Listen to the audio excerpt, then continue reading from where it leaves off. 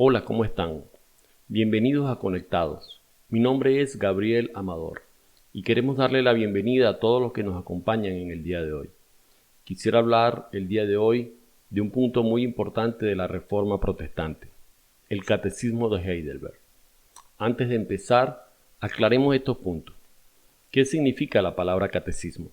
La palabra catecismo significa preguntas y respuestas en cadena. Usted también podría preguntarse, bueno, ¿y ese catecismo de Heidelberg es bíblico? La respuesta es sí. El catecismo de Heidelberg se inspiró en el libro de Romanos. También podría preguntarse, ¿quiénes fueron los autores del catecismo de Heidelberg? Pues los autores del catecismo de Heidelberg fueron dos jóvenes, Ursinus y Olevianus. Estos eran teólogos.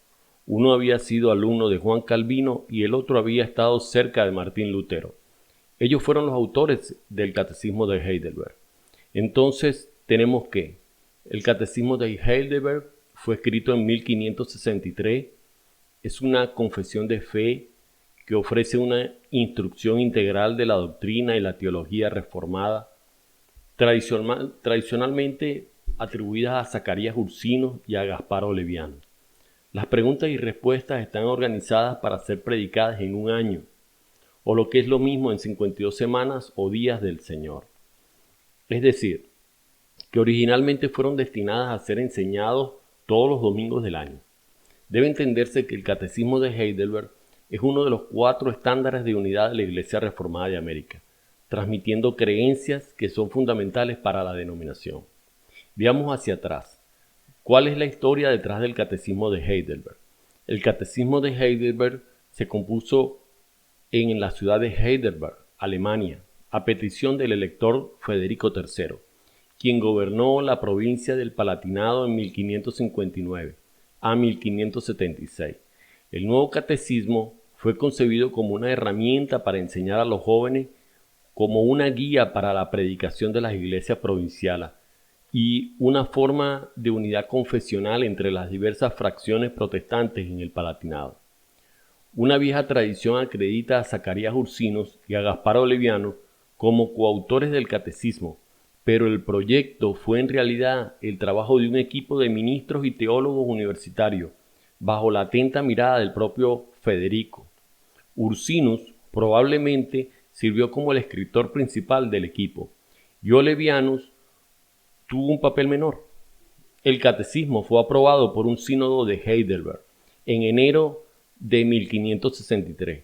El mismo año se publicaron en Heidelberg una segunda y tercera edición en alemán, cada una con pequeñas adiciones, así como una traducción al latín.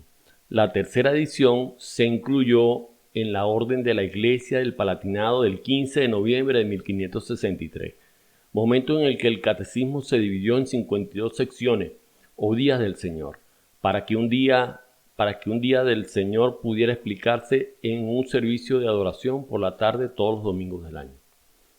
El Sínodo de Dort aprobó el Catecismo de Heidelberg en 1619 y pronto se convirtió en el más ecuménico de los catecismos y confesiones reformadas.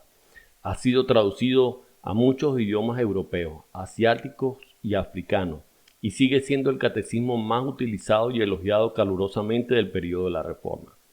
Y usted se preguntará, ¿cuál es la estructura del Catecismo de Heidelberg? Pues, el Catecismo de Heidelberg está estructurado de la siguiente forma: 129 preguntas divididas en 52 partes, que corresponden a los 52 domingos de cada año. La primera sección habla de la miseria del hombre, de la redención y de la gratitud que debemos a Dios. La segunda sección se incorporó una discusión del credo de los apóstoles.